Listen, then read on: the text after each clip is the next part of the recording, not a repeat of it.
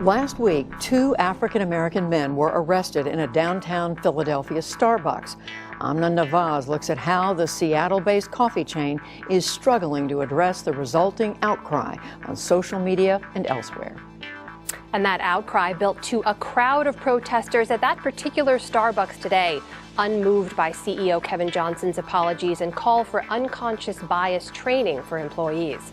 All this after video of last Thursday's incident went viral.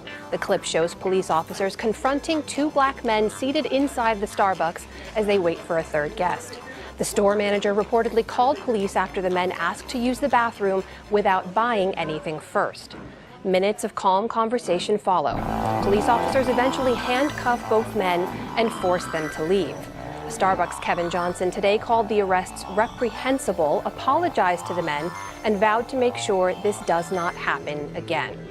For more on this, I'm joined by Philadelphia City Councilman Kenyatta Johnson, who represents the district in which this Starbucks is located. Councilman Johnson, thank you for your time and welcome. I want to begin by asking you now, since you have met with a number of people involved in this incident, why do you believe that it ended up in this way?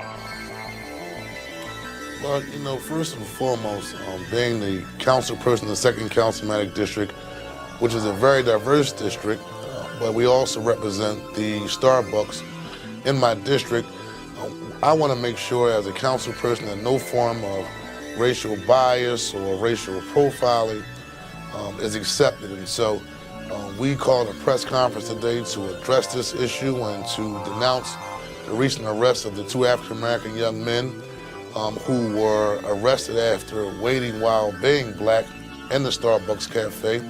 And as we move forward, we want to make sure that Starbucks have come up with a plan to specifically address the issue of diversity and inclusion, as well as addressing the issue of racial awareness when it comes to how their business operates.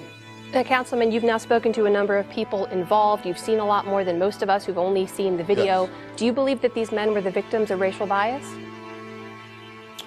Yes, everyone knows that Starbucks brand is you can come there, use their Wi-Fi, and in that environment, have meetings, and take a moment and take care of your day-to-day business while you're inside their particular store. That's always been a part of their brand.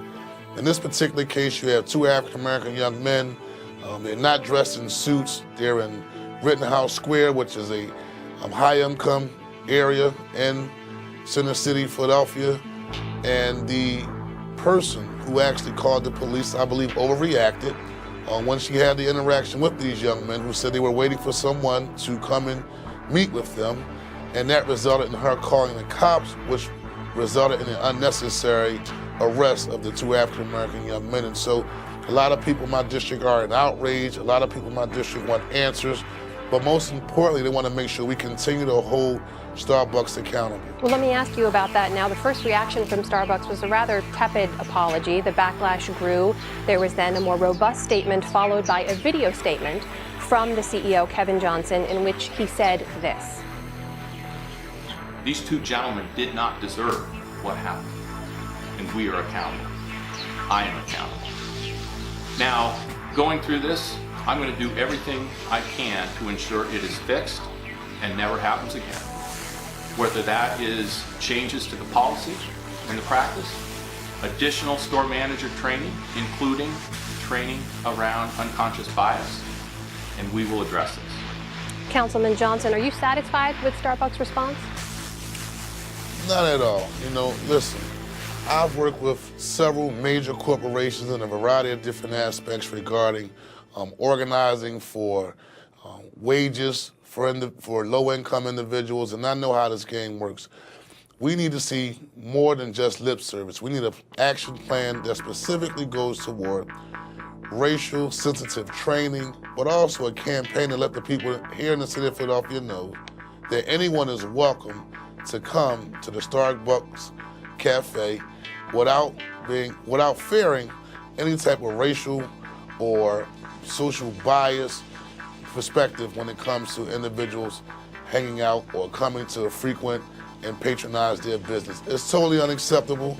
Again, people are in outrage, and we have to continue to make sure that they aren't just giving an apology. We want an action plan to actually address this issue.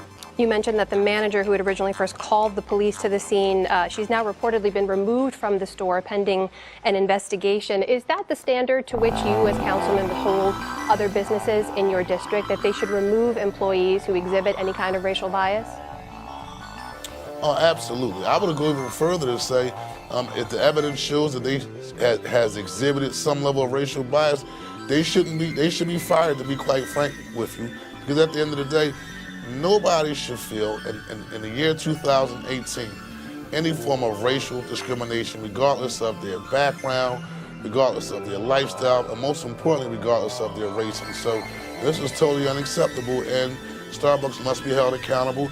And beyond just issuing an apology, beyond just removing the young lady, we need to have an action plan to make sure there's racial sensitivity training for the employees.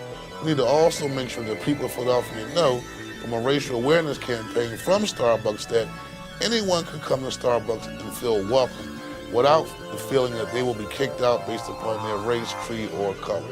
Philadelphia City Councilman Kenyatta Johnson, thanks for your time. Thanks for having me here today.